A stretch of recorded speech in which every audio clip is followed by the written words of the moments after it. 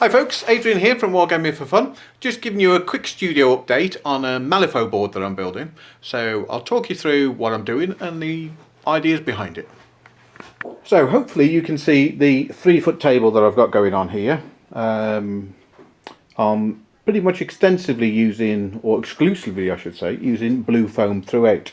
50mm blue foam, bought from Technology Supplies. If you do a search online for Technology Supplies, you'll see it as a firm that sells it. 2 sheets of 4x2 at 50mm thick is around about £25. They do delivery, but if you live local you can give them a call and pick it up.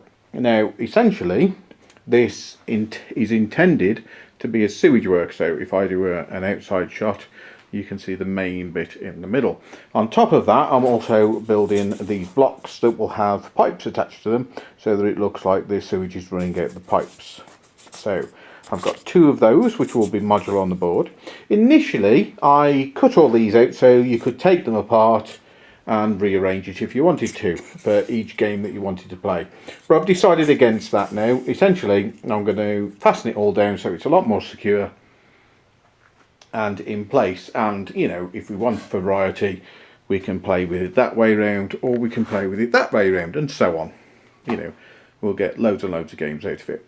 Now for the raised walkways, essentially these steps are bigger than they would be in real life, but they work better with the models. If I get a model to show you, okay, so here's a Malifaux figure. Now that is an inch high, which in Malifaux terms would take 2 inches to get up, but it'll be conceptual, but that's a step. But rather than have lots of little steps, it's easier if you make them oversized and then the model can stand at various places on it on the way up, and you can just treat it as a normal movement going up the steps. Something you'll have to agree with the person you're playing, but common sense, you know, should prevail.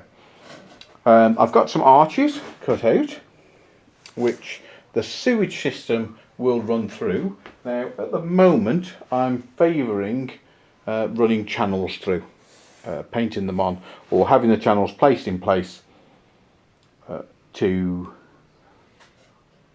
make the gameplay easier, and I'm anticipating making those about 5 centimetres. That archway is 10 centimetres across, so in the middle will be a waterway, if you like, running down there, another one going through there, through here and through there, and there isn't any there. You can see where all the steps are, enabling free movement around the table. It's not symmetrical, but they are very similar. One side shouldn't dominate over the other. Now it was the placement of the channels of water which has basically made me think or to pursue the route of permanent board. And at 3x3 you can store it, you know, it's not out the realms of possibilities to store.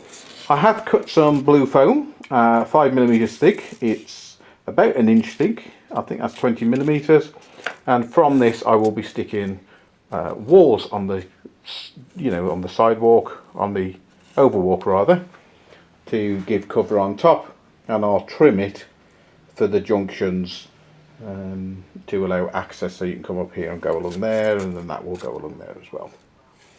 Okay, I'm not spending a great time on the blue foam, folks. I could be carving into it all the brickwork and all the rest, but I'm leaning towards doing that through paint just because I want the board up and running fairly quickly. So this is the first stage. You can see it all cut, ready to put on place. If you wanted to do more detail you could just sand somewhere and tear on the steps and groove cobbles on the top and things like that, but at the moment, you know, let's get the board up and running. So that's the first step. What I'm going to do now is glue it all down, and then I'll probably show you the next step in part 2. Catch you again soon. Okay, I've added a bit more to the sewage network for the Malifaux board that we're doing. I'll show you through the extra touch. Okay, so it's all glued in place now. This won't move. This is on a 3-foot square piece of 6mm MDF. I haven't decided whether to reinforce it yet to stop warping. It all comes down to the way it'll be stored, because I intend to store this flat.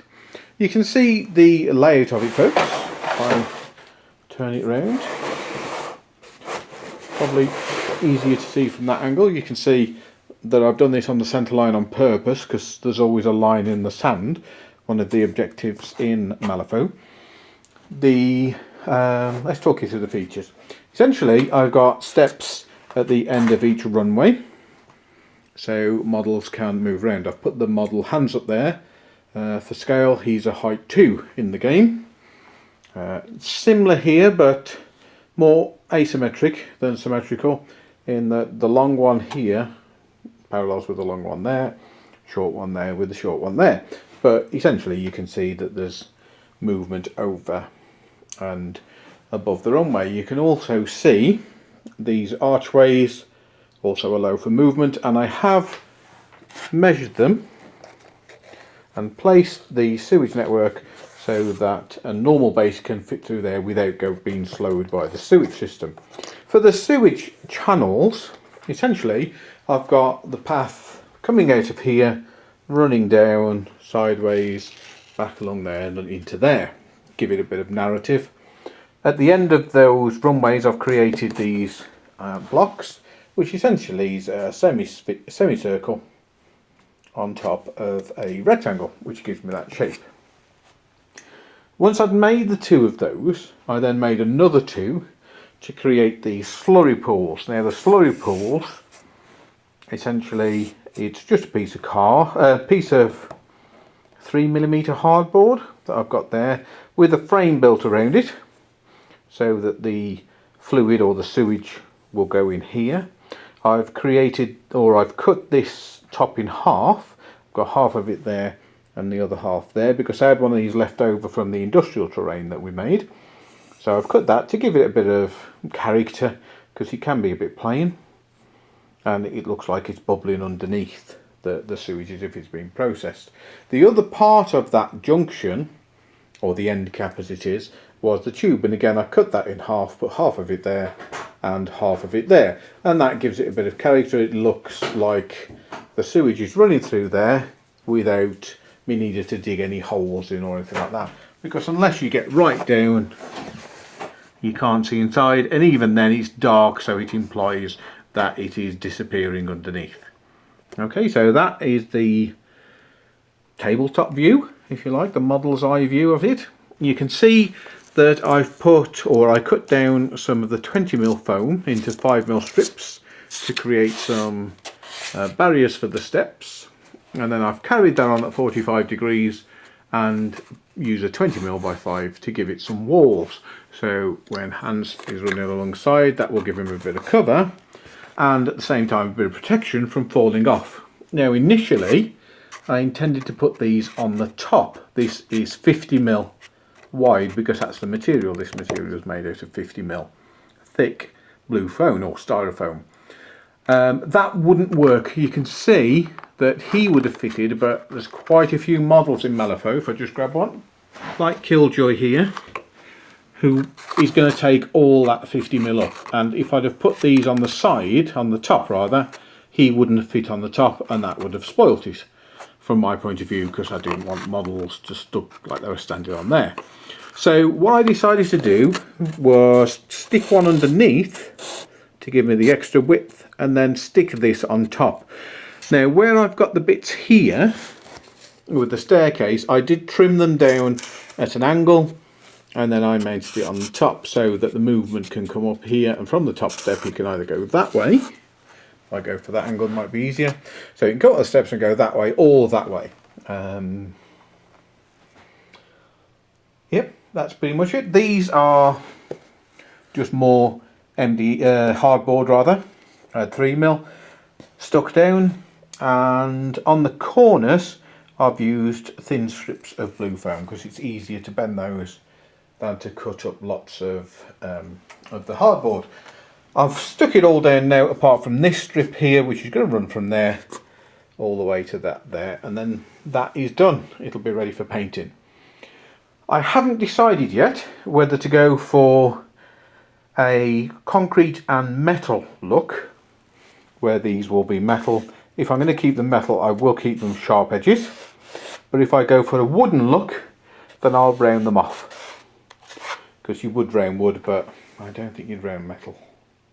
But, you know, I'm not going too complex into the design, into the, you know, minute detail of it. I could spend months on this board if I so chose, but I think I'm just going to get it up and running quick so that we can use it in the games. Now, all of this has been stuck together with the copy decks.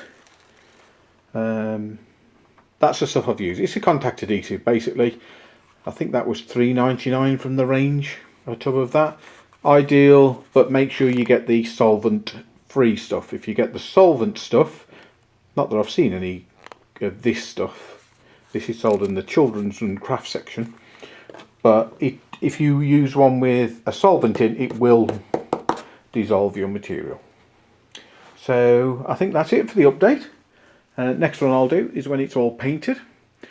In order to paint it, I'm going to use the same type of paint that I used on the industrial terrain, which are these artist craft paints, and that size tub, which is about 100 millilitres, might be 125 millilitres, no, 59 millilitres, 2 fluid ounces. That is £1.25. Maybe that's where I've got the 125 from. And you know, it's good value for money. 2 of those will cover most of that board, and then it's a case of the different colours. So that's the latest update, folks. I'll catch you again soon. Take care.